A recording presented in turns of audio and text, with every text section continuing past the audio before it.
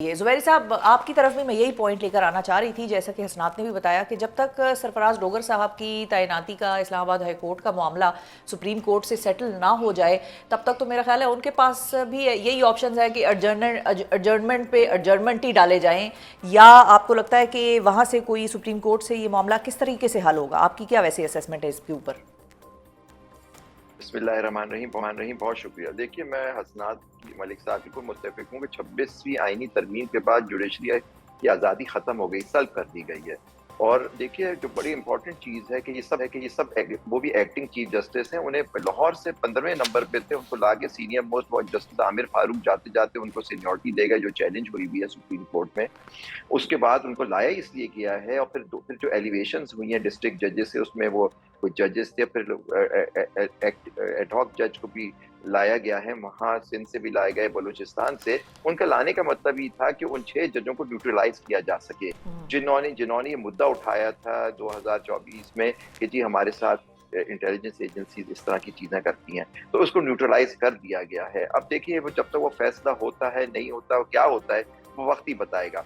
लेकिन ये जो जिस तरह की इस वक्त सिचुएशन है, मुझे नहीं लगता कि अब देखिए, एक जनवरी में फैसला हुआ था, मई में जून में वो केस सस्पेंशन ऑफ सेंटेंस के लिए लग रहा है। यही देखिए कितनी ज्यादती की बात है उस शख्स के साथ कि आप उसका केस इतनी देर में आप उसको सुने, आप एग्री करते हैं सस्पेंड होना चाहिए। मैं तो समझता हूँ 190 मिलियन पाउंड का केस सख्त ही वीक केस था। अच्छा। लेकिन उसमें उनको सजा हो गई। अच्छा, और क्या ज़ुबैरी साहब, वो केस 190 मिलियन पाउंड पे चूंकि आप आ गए हैं, ये भी बताइए कि क्या 190 मिलियन पाउंड केस के ऊपर भी इस जो सुप्रीम कोर्ट में जजेस की तैनातियों के हवाले से जो चैलेंज किया हुआ है मामला, उसका इम्पैक्ट उस केस के भी ऊपर भी तो आ सकता है वैसे?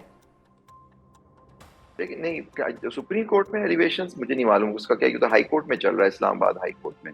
जी। तो ये देखिए, यहाँ तो जज, यही तो मामला है कि वो जजेस जो थे 6, और अगर उनके सामने ही केस लगता तो उसको दूसरी तरह से देखा जाता। अब यहाँ ये हो गया है कि कोई जज किसी इमरान खान साहब या उनकी जमात के किसी आदमी को रिलीफ दे दे तो पीटीआई का जज हो जाता है। वो ये नहीं देखते कि जी आप और उसके खिलाफ कर दे तो कहते हैं कि वो एस्टेब्लिशमेंट का जज है।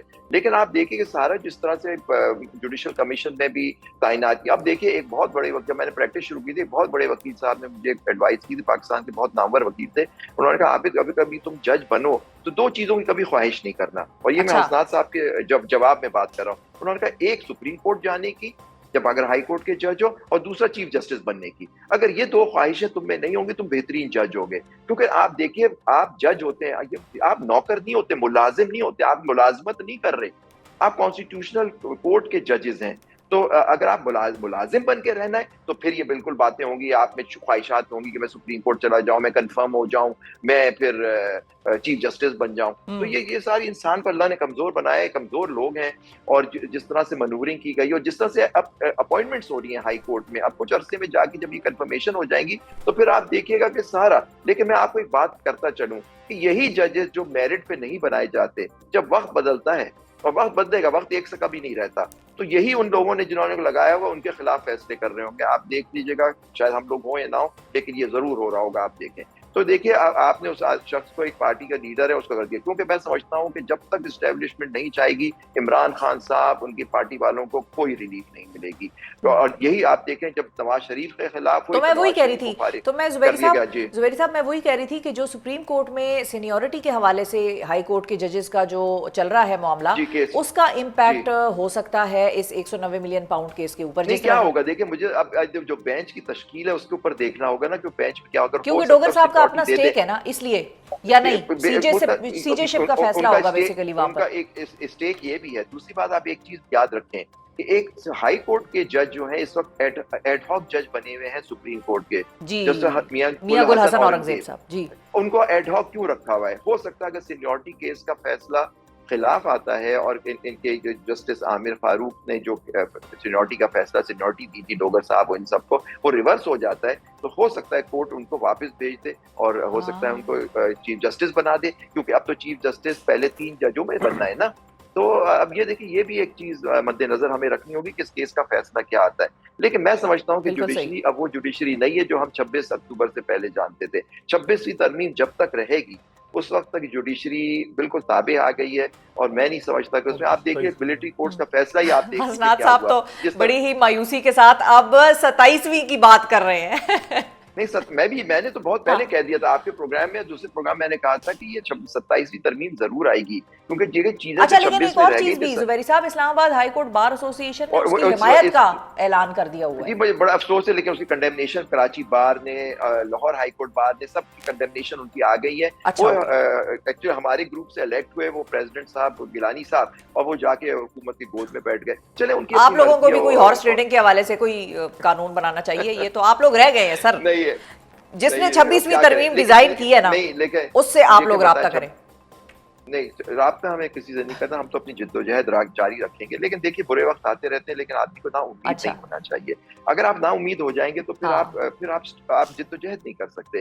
देखिए, ठीक बुरे है। वक्त आते रहते हैं, लेकिन एक बड़ी सेइंग है कि ये वक्त भी गुजर गुजर जाएगा। मतलब जाएगा, कि हाँ, दिस टू शैल वक्त पास। एक सा नहीं रहता, चाहे वो बुरा वक्त हो जाएगा या अच्छा वक्त हो जाएगा। देखिए, अल्लाह में कहता है फ़इन्नल उसरी युसरा, इन्नमल उसरी युसरा, कि हर मुसीबत के साथ आसानी है, हर मुसीबत के साथ आसानी है। कुरान शरीफ में 2 जगह अल्लाह ने एक बिल्कुल। ही सूरत में ये फरमाया है। तो आप ये देखिए कि इंशाल्लाह ये वक्त भी गुजर जाएगा। ये लोग समझते हैं कि उन्होंने सबको कंट्रोल कर लिया, लेकिन हर चीज ने एक, वल्लाहु खैरुल माकिरीन, अल्लाह का अपने प्लान्स हैं। ठीक है, हम पे बुरा वक्त आया हुआ है, जुडिशरी पे बुरा वक्त आया हुआ है, लेकिन हो सकता है 27वीं तरमीम में, हम क्या जानते हैं। मैं तो कहता हूँ ये सिस्टम ही है। अब जो सुप्रीम कोर्ट का हाल हो गया कि चीफ जस्टिस की क्या अब उसमें क्या वैल्यू रह गई, ये हसनात आपको बताएंगे। तो बिल्कुल। बेशक कॉन्स्टिट्यूशनल कोर्ट बन जाता है तो बात क्लियर हो जाएगी। ये बात होगी, हम उसके खिलाफ है कि ये कॉन्स्टिट्यूशनल कोर्ट नहीं होना चाहिए, लेकिन इस वक्त जो सुप्रीम कोर्ट का हाल है, उसके बाद तो मेरे ख्याल से उससे बेहतर ही है कि कॉन्स्टिट्यूशन कोर्ट बन ही जाए, बन ही जाए। ठीक है, बनी जाए, बिल्कुल जी। हसनात सिंध हाई साहब। कोर्ट का जो हाल हुआ हुआ है जी। जी, हसनात साहब, आपका क्या टेक है इस पे? ये जो 27वीं तरमीम की आमद आमद कुछ नजर आ रही है, खामोश सरगोशियां चल रही हैं कहीं कहीं, और फिर मेरा आपसे एक और सवाल भी है गौहर खान साहब के हवाले से।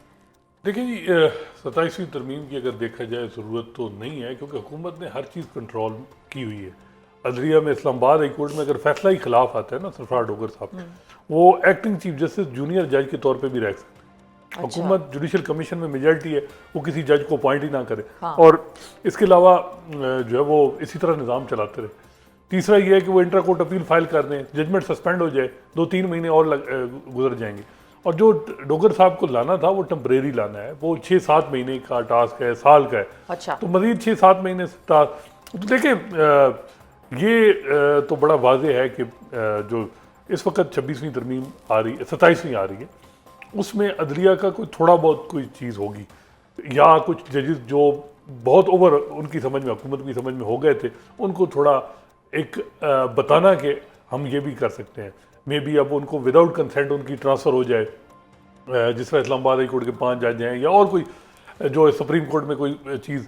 अदरवाइज हुकूमत के लिए परेशानी नहीं है। मेरा ख्याल है कि 27वीं तरमीम में कुछ ऐसी चीज़ें आएंगी, अच्छा। जो आईनी ढांचा है उसको छेड़ा जाएगा। अच्छा, ये बताएं कि जो बैरिस्टर गौहर साहब बात कर रहे हैं, अभी उनकी प्रेस टॉक में सुन रही थी, वो कहते हैं कि अदालतें ही हमारा आखिरी ऑप्शन है, बहरहाल जो भी है हम तो अदालतों से ही उम्मीद लगा के रखें, वो पैवस्ता रह शजर से उम्मीदें बाहर रख, सारी उनकी अदालतों के ऊपर है।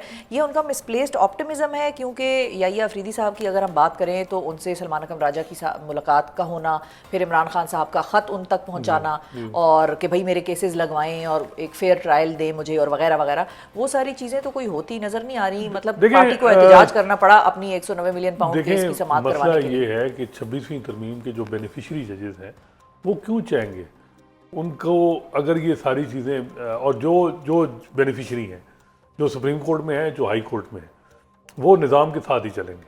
और ये याहिया अफरीदी साहब ने 50 के करीब जज अपॉइंट करवाए हैं अपनी इस 6-7 महीने की टनोर में, और सारे अगर आप देखें उनका, जुबैरी साहब सेकंड करेंगे, उनका बैकग्राउंड देखें। सिंध हाई कोर्ट में जो जज लगे हैं वो किस पार्टी के करीब है, लाहौर हाई कोर्ट में जो लगे हैं वो किसके करीब हैं, पिशावर में जो लगे हैं वो किस पार्टी के करीब है।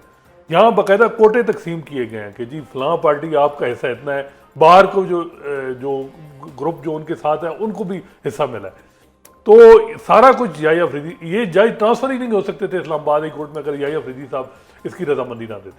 तो अब जो ये बातें हैं, ये मेरा ख्याल है कि ये नियर फ्यूचर में तो मुझे नहीं लग रहा कि जुडिशरी कोई आगे से कोई ऐसा है कि कोई चीज़ क्वेश्चन करेगी। तो फिर तो यानी कि ठीक है, तो फिर तो यानी कि पीटीआई की जो भी एहतजाज है या जो भी सरगर्मियां हैं वो भी इसी तरह चलती रहेंगी, सब पुरानी तनख्वाह पे काम ये लग करेंगे, रहा है कि जब तक उनकी जेल में बैठे रहेंगे वो इमरान खान साहब। उनकी अंडरस्टैंडिंग नहीं होगी तो उस वक्त तक चीज़ें नहीं होंगी। हाँ, अगर कहीं एग्जीक्यूटिव खुद ही चाहे कि ठीक है जी इनको रिलीफ मिल जाए तो फिर अलग बात। हाँ, लेकिन कुछ जजेस हैं, 9 मई के कई केसेस हैं बलूचिस्तान के जजेस हैं, जस्टिस हाशिम काकड़, जस्टिस नईम अख्तर खान, उन्होंने जस्टिस एजाज चौधरी जो सेनेटर हैं पीटीआई के, उनको जमानत दी और जो आर्डर लिखा है वो तकरीबन केस ही ख़त्म कर दिया 9 मई का। उन्होंने कहा जी एविडेंस ही नहीं है, कंस्पिरेसी किस चीज़ की है। तो इसी तरह और भी जिन लोगों को जमानतें मिली।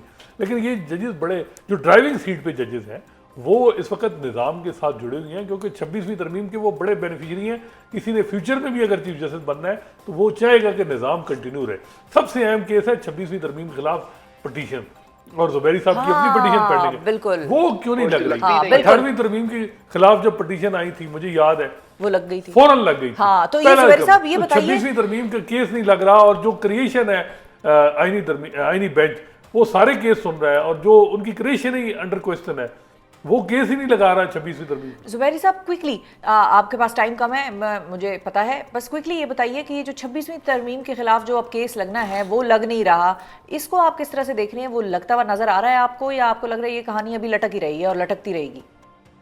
बिल्कुल अटकी रहेगी, क्योंकि देखिए अब तो उन्होंने कोर्ट में इतने जजेस उन्होंने ले आए हैं, उनको सबको कॉन्स्टिट्यूशनल कोर्ट का बगैर। अब तो इशू हुआ कि अब हम फुल कोर्ट की जो एप्लीकेशन थी, अब उसका वो फुल कोर्ट क्या होगा? वो 24 जजों पे होगा या 34, अगर 10 जज और ये बना दें तो देखें। देखिए दूसरी बात जो एक बड़ा इंपॉर्टेंट केस है जो मैं आपको बता रहा हूँ कि 27वीं तरमीम होगी कैसे। वो इस तरह से होगी कि ये आप रिजर्व सीट्स का जो केस चल रहा है ये आप देखिएगा, ये इसको रिव्यू करेंगे, और जब ये रिव्यू होगा तो उसमें ये कह देंगे कि जी ये सीटें जो थी उनको नहीं मिलती, पीटीआई क्योंकि पार्टी नहीं थी उनको नहीं मिलनी चाहिए। तो और देखिए उसके बाद जो मेन इशू होगा कि अगर ठीक है पीटीआई को नहीं मिलेगी सीटें तो क्या ये पीपल्स पार्टी या नून लीग को मिलेगी? अगर उनको दे दी जाती है तो उनको सीटें मिल जाएंगी रिजर्व सीट्स, तो उनके लोग आ जाएंगे, तो फिर 27वीं तरमीम आराम से पास हो जाएगी। तो ये सारा देखिए ये रिव्यू को लगाने का मतलब यही था। ये वही ऐसे ही हुआ है जैसे फाइज ईसा जो चीफ जस्टिस था इस मुल्क का, उसने जब वो केस रिव्यू का लगाया, उसने वो जो केस था लाहौर सुप्रीम कोर्ट का फैसला था उसका रिव्यू लगाया कि जी वो आप